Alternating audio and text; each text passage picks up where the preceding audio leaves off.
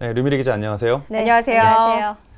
시각장애인 콜택시 이용요금 인하된다고 말씀드렸는데 자세히 설명 좀 해주세요. 네, 일단은 서울시에 따르면 시각장애인 그 콜택시 이용 요금이 5km까지 이제 기본 요금인데요. 이게 이제 2,000원에서 1,500원으로 500원이 인하됐습니다.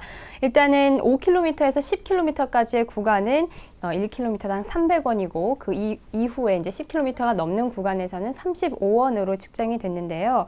이렇게 그 조정된 요금 체계를 적용해 보면은 20km 요금이 5,000원에서 3,350원으로 되고 또 40km를 간다 하면 9,000원을 내야 했던 것을 4,050원 정도만 내면 되게 됐습니다. 네, 그렇군요. 사실 그동안 시각장애인 차량 이용 요금은 일반 택시보다는 저렴하긴 했지만 장애인 콜택시보다는 비싼 수준이었다고 하더라고요. 네, 맞습니다. 사실 뭐 시각장애인 콜택시 같은 경우에는 뭐 일상생활 돕는 서비스 그 요금이 포함돼서 책정이 처음에 됐는데요. 네. 이용자의 대부분인 80% 정도가 단순히 그냥 이동수단으로만 그 이용을 하다 보니까 요금이 좀 과하지 않냐라는 말이 계속 제기가 돼 왔었습니다. 그래서 서울연구원에서 최근 펴낸 그 서울 시각장애인 차량의 요금 체계 운영 방식 개선 보고서에 따르면 네. 시각장애인 차량의 이용요금 대부분이 서울시가 지원을 해주고 이용자들은 상당히 낮은 수준의 이용 요금을 지불을 하지만 현재 그 장애인 콜택시 이용 요금보다 비싸다는 지적이 계속적으로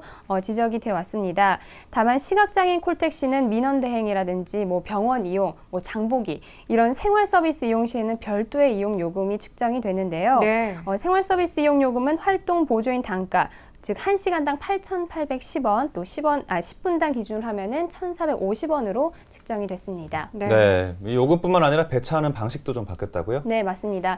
그동안은 뭐 상담원이 이제 전화를 받아서 이제 네. 배정을 해주기 위해서 이제 운전원이 어느 곳을 갈까 이제 정하는 방식이었거든요. 네. 하지만 이번에 이제 방식이 바뀐 거는 가까운 이 거리에 있는 차량을 이제 자동적으로 배차를 해주는 근거리 지정 방식으로 바뀌었습니다. 그래서 뭐 이런 배차 방식도 바뀌기 때문에 콜 처리 비율도 높아질 것을 이제 기대를 하고 있습니다. 네, 시각장애인들이 외부 활동을 하기란 더 쉽지는 않을 텐데요. 이렇게 많은 노력들이 기울어지고 있습니다. 이번 콜택시 이용요금 인하로 또 이동 편의에 조금이나마 도움이 됐으면 좋겠네요. 네, 또 다음 소식 알아보겠습니다.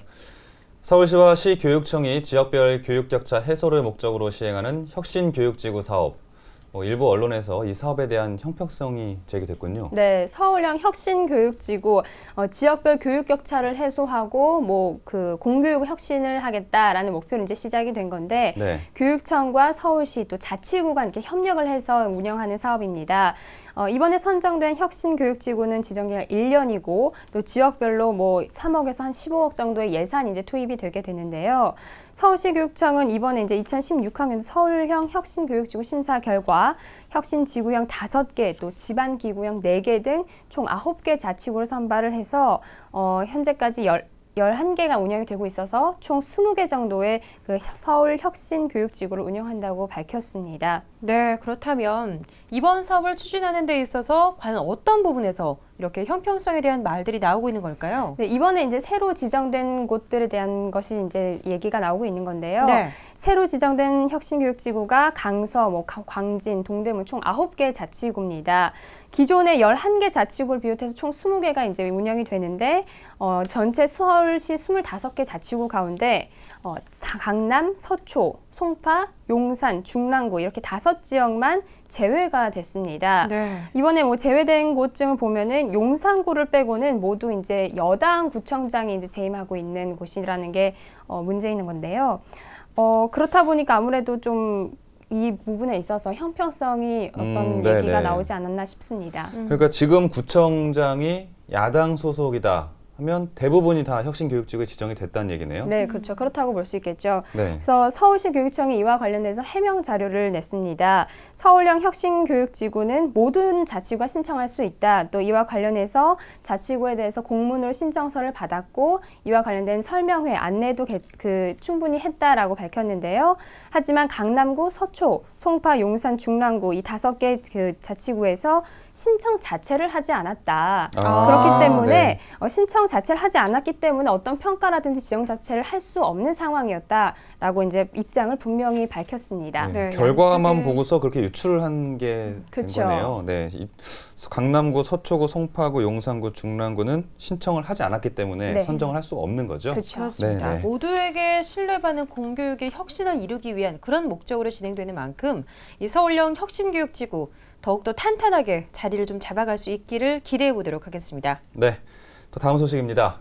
네, 서울시가 2016년 의욕적으로 다시 시작하는 한강 르네상스 사업, 제2한강 르네상스죠. 네. 예, 학계와 환경단체 등 각계의 주문이 좀 쏟아지고 있다고요. 네, 일단 박원순 서울시장도 이 의욕을 참 많이 보이고 있습니다. 제2한강 르네상스 계획인데요. 지난 2006년 오세훈 전 시장이 주도를 해서 시작된 한강 르네상스 사업의 대안으로 보시면 되겠습니다. 그래서 사실 뭐 예산 낭비다 이런 비난을 참 많이 받아서 2011년도에 사실 사업이 중단됐었거든요.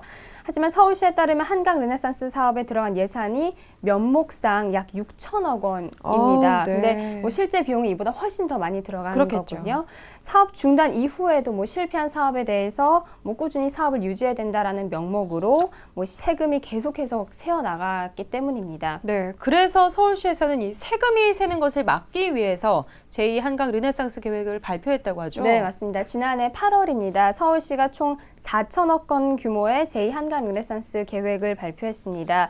이번 계획은 뭐 한강이란지 한강변 제방 등 0.5에서 1km 범위를 이제 대상지로 하는데요. 네.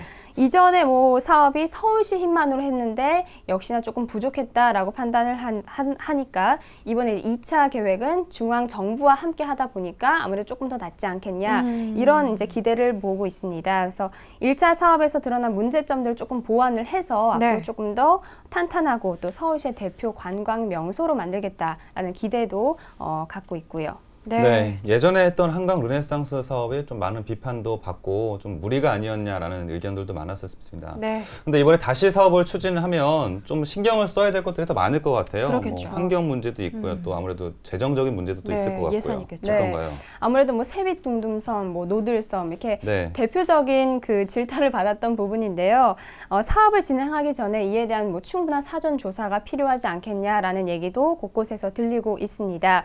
뭐 환경단체에서도 서울 면적의 10% 정도를 차지하는 이 한강에 대해서 생태학적이라든지 뭐 문화적으로 여러 가지 좀 조화를 이룰 수 있는 방향으로 사업을 추진하지 않겠냐라는 그런 목소리를 밝히고 있습니다. 네. 무리한 개발이 진행이 된다면 환경 오염 그리고 무리한 생태계가 변화가 올 수 있는 만큼 네. 사전에 다방면으로 조사를 좀 하고 시민들의 의견을 수렴해서 모쪼록 의미 있는 성과를 거뒀으면 좋겠습니다. 네, 지금까지 류미리 기자와 수도권 이슈 브리핑 함께했습니다. 고맙습니다. 네, 고맙습니다. 고맙습니다.